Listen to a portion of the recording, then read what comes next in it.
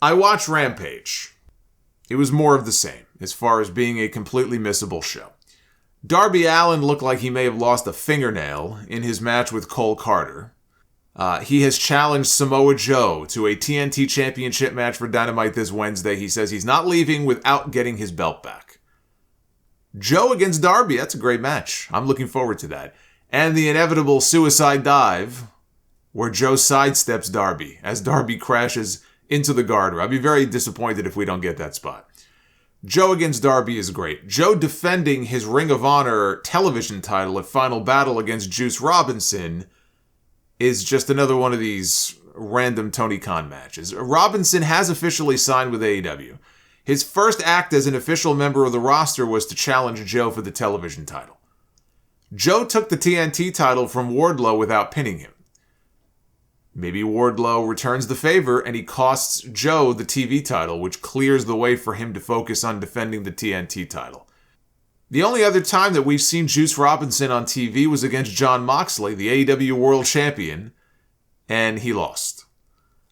I don't think another loss would serve him very well here. But I do like that we're getting more Samoa Joe. That's one thing I've asked for, and he is scheduled for 2 matches in less than a week, against Darby on Wednesday and then Juice on Saturday, so that I like.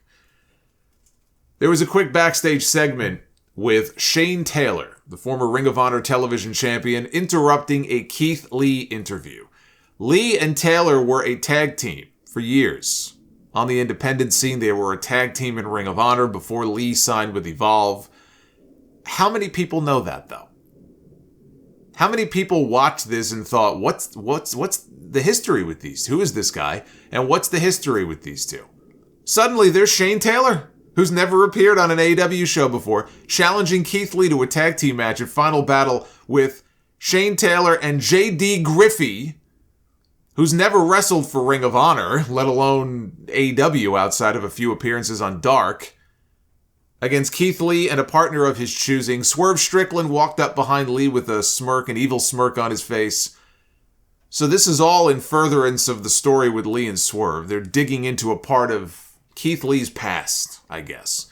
This was slapped together. This was so slapdash here, the way they put this together. It's so last minute because they realized, hey, we have a pay-per-view in a week. And they had like 3 matches announced for this fucking card. They go, we got to put a card together here, so let's fill this thing out a little bit.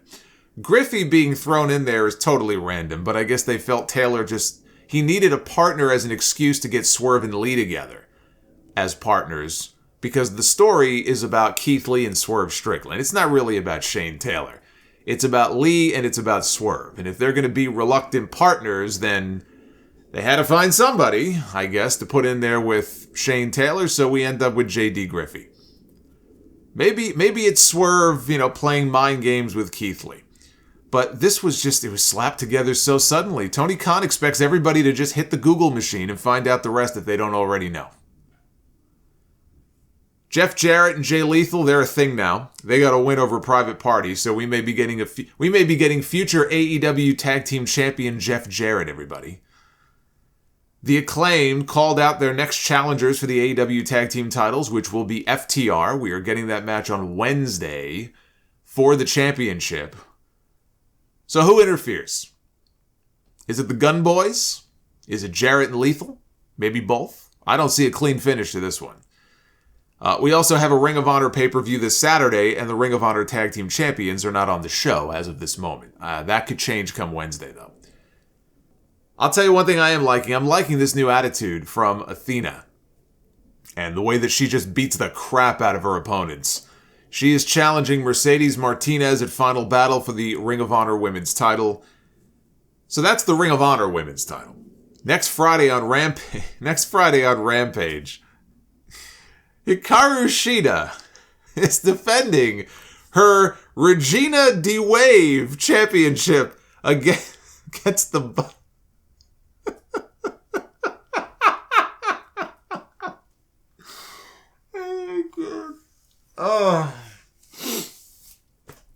The Regina D-Wave Championship against the Bunny. I can't. I just can't. Her Regina D. Wave title from the Pro Wrestling Wave promotion. And I know Pro Wrestling Wave. It's a legitimate promotion. Asuka, back in her days as Kana, I know she spent many years working there. I get that. Not crapping on Pro Wrestling Wave. Just saying. How many fucking championships must we see on this show? I cannot even keep track anymore. I just watching this promo inserted into the show, and Sheeta's challenging her. I'm gonna put my Regina D. Wave. I'm like, Regina D. What? What is this? So we have a championship match. It's not an AEW title. It's not a Ring of Honor title, but we have a championship match. We have a championship match on Rampage next Friday. I just can't. Orange Cassidy, he retained his All-Atlantic Championship over QT Marshall.